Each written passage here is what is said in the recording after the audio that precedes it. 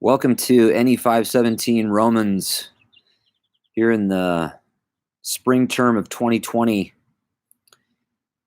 I'm sending out this orientation video in some strange times, I think, for all of us, and probably some really stressful times for some of us. I know that some of us are healthcare workers, I understand.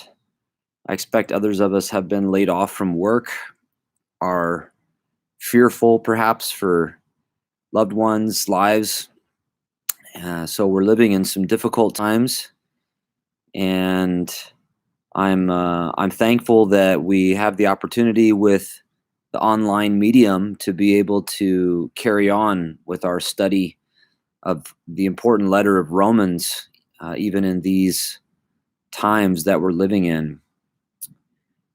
I found myself reflecting about these times as a kind of apocalypse, an unveiling where what really makes us tick, what our priorities are unveiled, exposed in some cases. Systemic injustices and mistreatment of people is laid bare, you might say, by, in this case, the power of a disease and the fear of death. This is significant, I think, as we're walking into this letter that Paul wrote to communities of disciples of Jesus in Rome, because they too were living in apocalyptic times. And Paul actually presents the gospel about Jesus as good news of an apocalypse.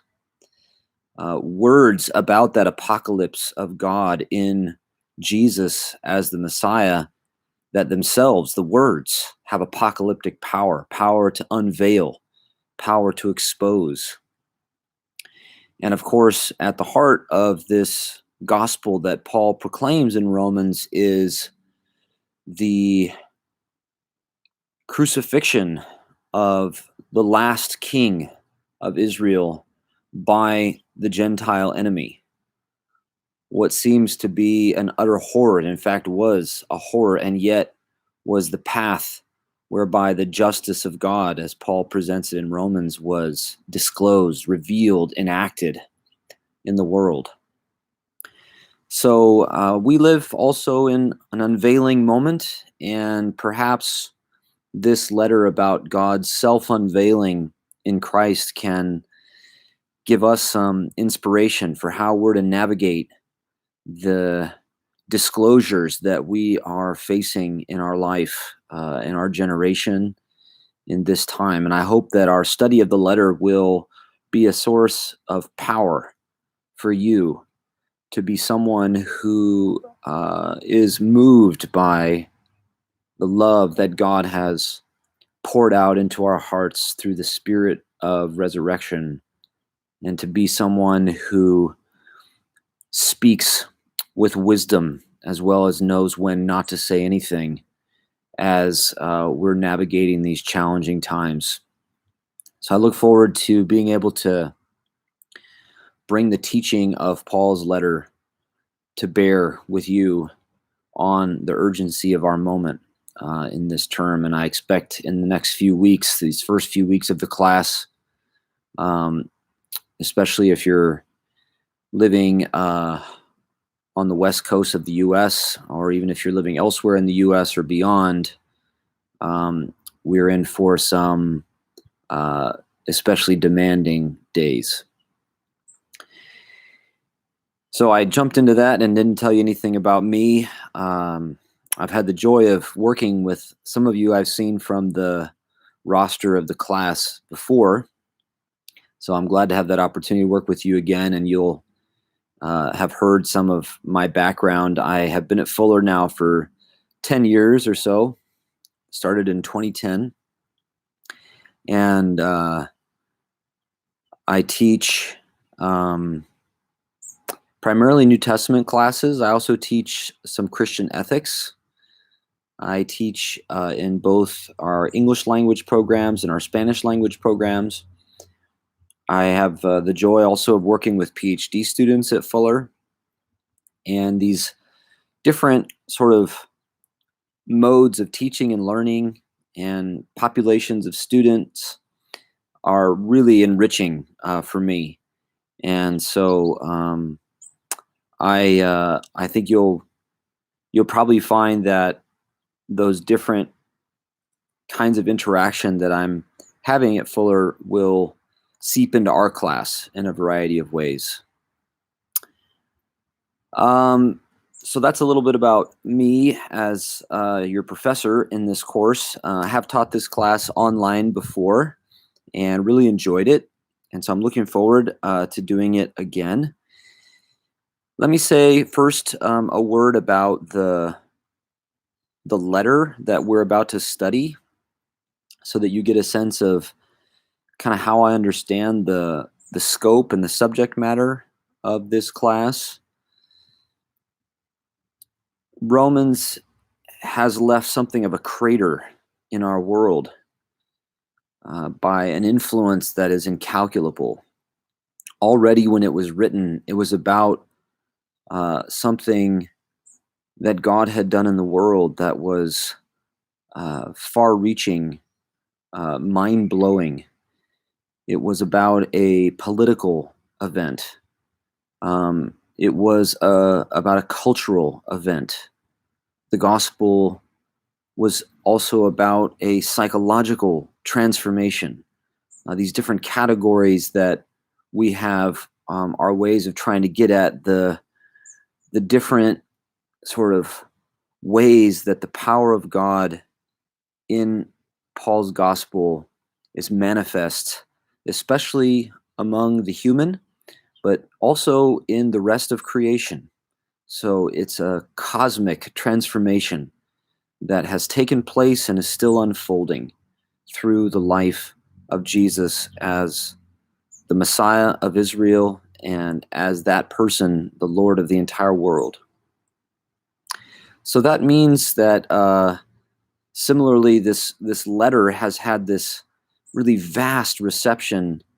It has given shape to some of the geopolitical structures of the world. It has deeply affected the cultures of the world. It has informed both for good and for bad the psychological sort of imagination that we have in the West, especially the way that we understand the human being, the mind of the human, the body of the human. So Romans has been involved in shaping you and me and the communities, the society, the world in which we find ourselves in ways that are difficult to trace. And what that means is that as we study this letter, it's not going to just be about a kind of marginal set of questions. It's certainly not limited to what is sometimes categorized as the spiritual or the religious. The subject matter of the letter, including the reception history by which it has come to us, involves all kinds of questions that could be categorized as political, anthropological, psychological, etc. So that means the range, the scope of our course is rather broad. And I am going to try to keep that from being so overwhelming that we don't realize what we're talking about, but I don't want to minimize or truncate the reach of this letter as we study it. And that means that our study of it will be theological. It will deal with political matters. It will engage psychological questions. And none of that means that we're going to pay less attention to the text of the letter. The details of the text do matter. And All of those far-ranging questions need to be subject to careful study of the text, and in our case, in English. So we'll be trying to hold those big questions in tension with careful attention to the text as it is presented to us in English, received by the Christian community in our time. A few words about the mechanics of the class. I would encourage you to use the modules sort of view of our course in Canvas as the main way that you view the course, because I organize weekly work in terms of modules. Each week will begin on Monday by 5 p.m. and end on the following Monday at 5 p.m. And so you'll have all of the work of the entire week visible to you by Monday morning of each week and have that full week to do it.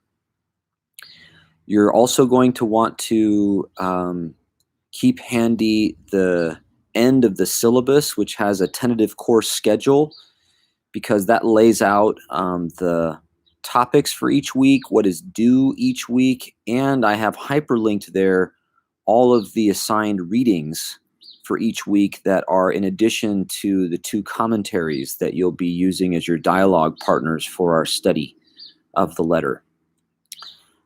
So that is basically how we're going to roll. We're going to move through the letter in sequence, starting at the beginning, devoting each week to studying several paragraphs of it, sometimes about a chapter in our English Bibles, sometimes a little more, sometimes a little less. And that's how we will try to track with the argument of the letter. I should say that the secondary literature that I have assigned, besides the commentaries, aims to prioritize voices that have historically been suppressed in the reception history of Romans. So the formal academic study and even some of the confessional church study of the book of Romans historically has been dominated by white men. I take this to be a huge problem. And so in the secondary reading, I have tried to prioritize voices of color, Jews who are students of Paul's letters who are not Christian.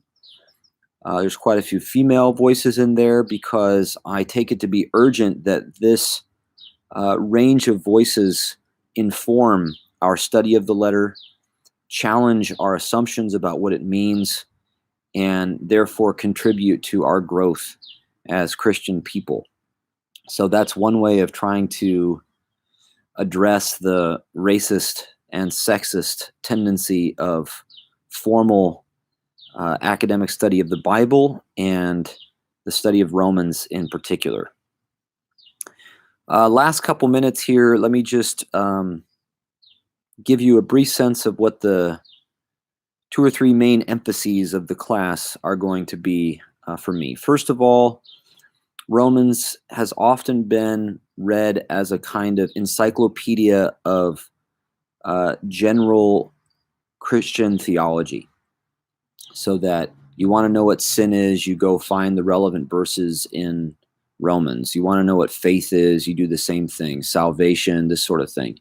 As if the purpose of Romans were to fill out these generalized, timeless categories of Christian theology. And that, I think, is to misread the letter. The letter is a pastoral letter. It is also a letter giving political direction. And that means it has a rhetorical quality to it. The way it's saying things is getting at particular challenges that the readers are facing. And so I'm going to be asking you again and again throughout the letter to consider what the particular rhetorical purpose or rhetorical burden of a paragraph is, of what a certain sentence in that paragraph is. To what end is it saying what it is saying? And it's never just to give us some general idea about sin. It's always to um, engage something about sin or faith or who Jesus is in virtue of challenges that Paul tells us he is addressing if we read the letter closely. So we want to be attentive to the rhetorical dynamics and purpose of the letter. That includes its tone, and then allow that to trouble our general notions of big topics in Christian theology. I hope that your understanding of faith, of justification, of salvation, of sin, of death, I hope that your notions of these sort of big categories are troubled, transformed, affected by how Paul engages them with the particular purposes that he has in the letter to the Romans. So that's the first emphasis, the rhetorical purpose of each sort of part of the letter. And that kind of segues into the second emphasis. We're studying the letter in order from beginning to end because it is a letter with a beginning, a middle, and an end. And so the second emphasis is to interpret each part of the letter as part of an unfolding sequence, the development of an argument. An analogy with a movie would be we're going to interpret each scene according to where it comes in the story, as opposed to trying to make sense of different scenes of a movie totally independently of where they come in the drama of the film. Wouldn't make any sense. I think we intuitively know that, and nevertheless, that's often how Romans is read, as if you could just lift certain words or paragraphs or sentences out of it and derive kind of independent meaning from them apart from where they come in the flow of the argument. So the second emphasis is to study the letter and study the parts of the letter so that we interpret them according to how they come in the development of the letter. And the last emphasis has probably already come through in what I've said, and that is that I take Romans to be an intrinsically theological text. It's not just a museum piece from a lost past. It is from a time long ago. At least that's when it began, in a sense. But it is a living word that is about God, that has grown in some ways through its reception history in the Christian community. And so we're not going to treat it as something we're trying to resurrect from a lost past, but as a living word that presses on us as God's word to guide us in the way that we live. Because it is about the God that it is about, that means it's also about the way we live, because the God it is about is invested in the human and the way that the human lives, and especially the way that the people of God live in the world. So our interpretive questions, our textual study, will always be wrestling with how the words of the letter are revealing God to us, the living God.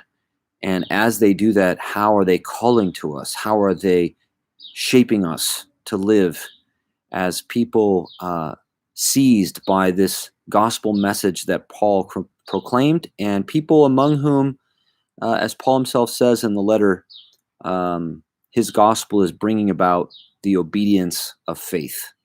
So I'm looking forward to the study. I hope you are too. And we will be diving right in this first week with some textual study, also some good secondary literature. You're going to find before too long that I'll also be offering you some chances to join video discussion groups as part of your weekly work, sometimes in lieu of, say, contributing a written response. You might be able to opt in to a video conference discussion group that would give you credit for that forum discussion for that week. So look for those options after the first couple weeks as we get going. And I will see you in the forums, and eventually, I hope, see most of you or all of you on the screen, hear your voice for a video discussion of this letter, which is, um, I think, so pressing in some ways for our own time. God bless you as you study Romans this term.